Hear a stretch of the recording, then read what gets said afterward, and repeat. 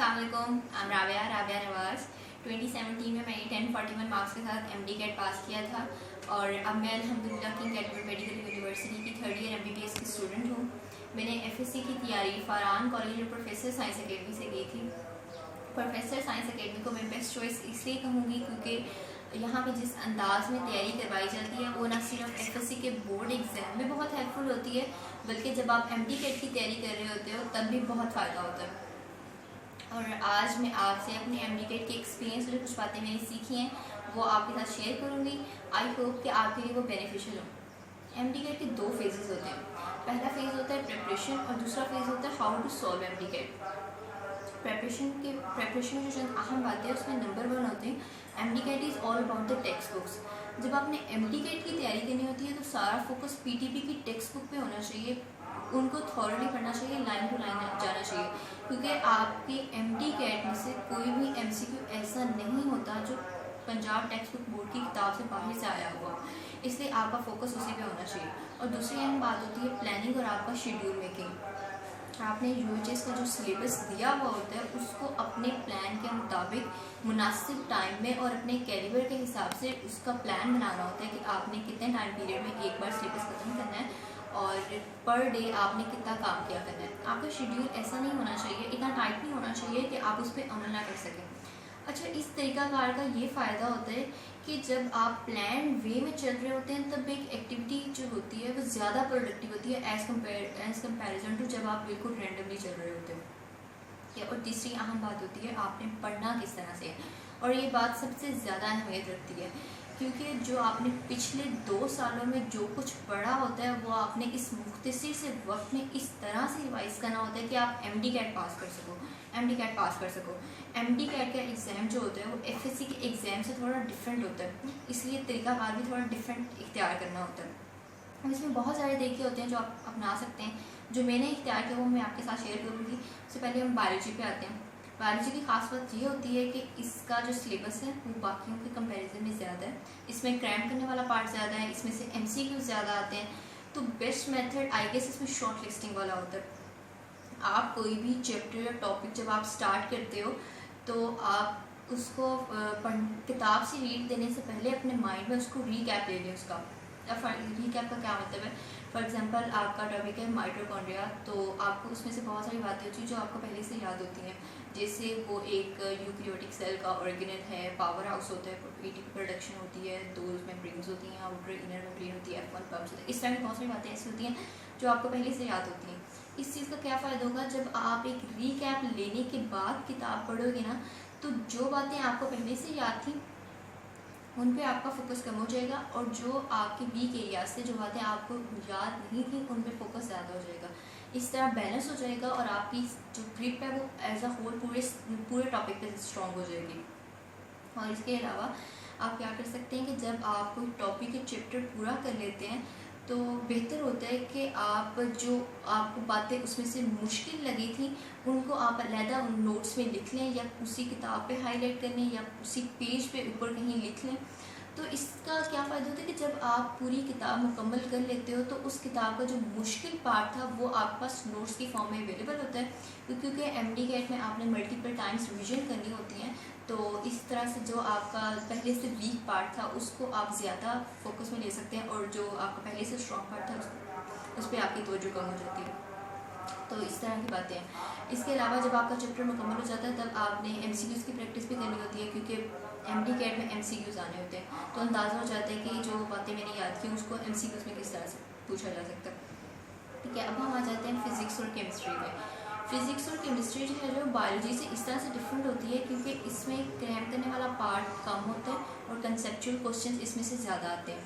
और FSC का exam और MD कैट किस तरह से डिफरेंट है फिज़िक्स और केमिस्ट्री के हवाले से कि हमने बोर्ड के एग्ज़ाम में इक्वेशंस और फार्मूलाज की लंबी लंबी डेरिवेशंस की थी, और जब हमने MD कैट का एग्ज़ाम देना होता है तो इसमें हमने फार्मूलाज को ड्राइव नहीं करना होता, उन फार्मूलाज को यूज़ करके MCQs को सॉल्व करना होता है। तो इसमें आई गेस आपको टेक्स्ट पढ़ने के बाद अच्छी MCQs की बुक से प्रैक्टिस करना ज़्यादा ज़रूरी होता है, क्योंकि जब आप MCQs कर रहे होते हैं तब आपको आइडिया होता है कि फार्मूले को किस तरह यूज़ करना है, कैसे यूज़ करना है, इस तरह की बातें होती हैं। और अब हम आ जाते हैं इंग्लिश में। इंग्लिश में दो चीज़ें होती हैं, एक वोकैब होती है और दूसरी ग्रामर। वोकैब तो डेफिनेटली क्रैम ही करनी होती है। ग्रामर जो होती है उसमें ग्रामर के रूल्स को क्रैम करना मुश्किल भी होता है, और लेकिन इन रूल्स को क्रैम करने से ज़्यादा इंपॉर्टेंट ये बात है कि आपको इन रूल्स को अप्लाई करना आता हो, इसका एप्लीकेशन आपने देखा हो। तो आप कहाँ देख सकते हैं, जो आपकी फर्स्ट ईयर और सेकेंड ईयर की जो टेक्स्ट बुक्स है ना, जो जब आप पढ़ते हो तो आप देखते हो कि किस तरह से ग्रामर के, जब आप उनको थोड़ा ध्यान से पढ़ते हो तो आपको पता चलता है किस तरह ग्रामर के रूल्स यूज़ होते हैं। जैसे फर्स्ट ईयर की बुक में पहला ही लेसन था बटन बटन। उसमें पहले ही पैराग्राफ में एक लाइन आती थी, mister Stewart will call on you at 8 PM। उसमें एक ये फ्रेज है कॉल ऑन। तो नॉर्मली तो कॉल का मतलब फ़ोन कॉल वाला होता है, लेकिन जब कॉल के साथ ऑन वाली प्रपोजिशन आ जाती है तो उसका मतलब होता है विजिट करना। इस तरह की छोटी छोटी बातें होती हैं जो आपने नोट करनी होती है, और इस तरह की बातें जो होती हैं MD-CAT में पूछी जाती हैं।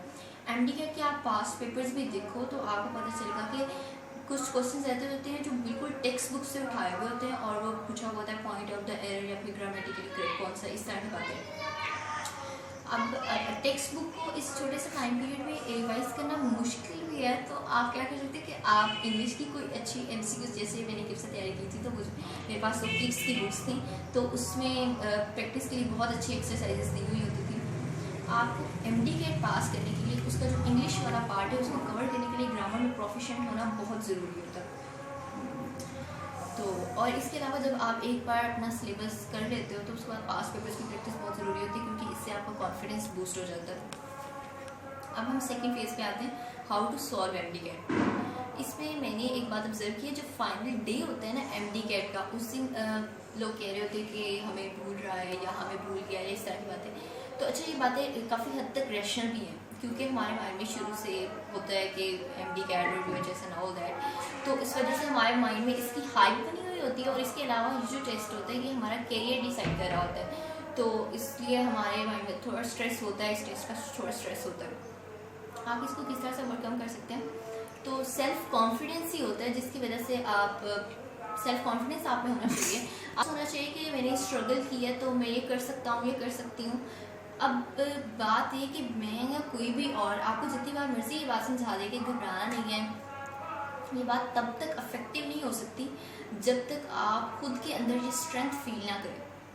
अब जो दूसरी बात है इसमें ये होती है कि आपने, जब आप फाइनल MD-CAT के पेपर से पहले जब आपके प्रैक्टिस के डेज होते हैं, तब आपने अपना एक सीक्वेंस बिल्ड कर लेना होता है, जिस सीक्वेंस में आपने सब्जेक्ट्स को अटेम्प्ट करना होता है। तो MD-CAT में 4 सब्जेक्ट्स होते हैं, बायोलॉजी, फिजिक्स, केमिस्ट्री और इंग्लिश। इनका काफ़ी बर्डन होता है, तो आपने प्रैक्टिस के दिनों में डिसाइड कर लेना होता है कि आपने कौन सा सब्जेक्ट सबसे पहले करना है। आप वो वाला सब्जेक्ट जो आपको ज़्यादा अच्छा लगता है, जिस पे आपकी ग्रिप ज़्यादा स्ट्रॉन्ग है, वो पहले चूज़ कर सकते हैं। इससे ज़्यादातर स्टूडेंट्स का बायोलॉजी का ऑप्शन होता है कि बायोलॉजी के MCQs भी ज़्यादा होते हैं, और ऑन एवरेज एक MCQ को अटैम्प्ट करने के लिए MD-CAT में 40 to 50 सेकेंड्स होते हैं। लेकिन बायोलॉजी का जो एक MCQ होता है वो ज़रा जल्दी अटैम्प्ट हो जाता है। तो अगर हम बायोलॉजी को पहले ले लेते हैं तो इस तरह से ये होता है कि हमारे थोड़े वक्त में ज़्यादा MCQ अटैम्प्ट हो जाते हैं, और फिजिक्स और केमिस्ट्री के MCQ जो ज़्यादा कॉन्सेप्चुअल होते हैं उनको अटैम्प्ट करने के लिए ज़्यादा वक्त मिल जाता है। इसलिए बायोलॉजी को पहले अटैम्प्ट करना, फिर फिजिक्स और फिर केमिस्ट्री और फिर इंग्लिश, ये मेरा सीक्वेंस हुआ करता था। ठीक है, और इससे उसके अलावा तीसरी बात होती है, जब आप पेपर अटैम्प्ट कर रहे होते हैं तब आपने ध्यान रखना होता है कि जिस सीक्वेंस में आप MCQ सॉल्व कर रहे हैं उसी सीक्वेंस में बबल शीट फिल कर रहे हो, क्योंकि कभी कभार ऐसा होता है कि हम एक MCQ स्किप करते हैं और बबल शीट पे उसको स्किप करना भूल जाते हैं। तो फिर अगर इस तरह होता है तो फिर उस एक MCQ के गलत होने का जो दुख होता है वो बाकी सबसे ज़्यादा होता है। अब जो इसके अलावा अहम बात होती है, और अहम बात होती है कि जब आपने पेपर हल करना होता है तो उससे पहले आपने पानी वगैरह कुछ मीठा खा लेना चाहिए, क्योंकि पेपर का भी थोड़ा स्ट्रेस होता है, तो इससे आपको कंफर्टेबल होना चाहिए उस वक्त जब आप पेपर अटेम्प्ट कर रहे होते हो। और एंड में मैं नवाज साहब की एक बात कहूँगी, वो कहा करते थे कि जितनी आप मेहनत कर रहे हैं क्या वो आपका बेस्ट है, अगर नहीं है तो आप उसे बेस्ट बनाएं और फिर अल्लाह पे छोड़ दें। और और मैं ये नहीं कहूँगी कि आपको हर वक्त स्ट्रेस लेना चाहिए और हर वक्त पढ़ना चाहिए, लेकिन बात यह कि आपको वक्त ज़ाया नहीं करना चाहिए। जब आप कोई एक्टिविटी कर रहे होते हैं और आपको लगे कि मैं इसे छोड़कर इस इस टाइम को बेस्ट यूटिलाइज कर सकती हूँ पढ़कर, तो आपको पढ़ लेना चाहिए, ठीक है। और इसके अलावा इस सारे टाइम पीरियड में आपकी हेल्थ जो है वो आपकी प्राइम प्रायोरिटी होनी चाहिए। अच्छा खाना चाहिए, अच्छी नींद लेनी चाहिए ताकि आपकी सेहत भी ठीक रहे। और इसके अलावा आजकल कोरोना भी आया हुआ है, तो उसके लिहाज से जो आपके प्रिवेंटिव मेजर्स आपको बताए जाते हैं, तो वो प्रिवेंटिव मेजर्स आपको बताए जाते हैं, उस पर अमल करना चाहिए। और इसके अलावा एक और बात, आपको पास्ट पेपर्स जो है ना वो ज़रूर देख लेने चाहिए पेपर देने से पहले, क्योंकि इससे आपका कॉन्फिडेंस बूस्ट होता है। I guess that's all from my side. तो एंड में मैं थैंक यू कहूँगी प्रोफेसर्स को मुझे ये पोर्टल प्रोवाइड करने के लिए, जिससे मैं अपना एक्सपीरियंस शेयर कर सकी। Thank you very much. अल्लाह हाफिज़, बेस्ट ऑफ लक।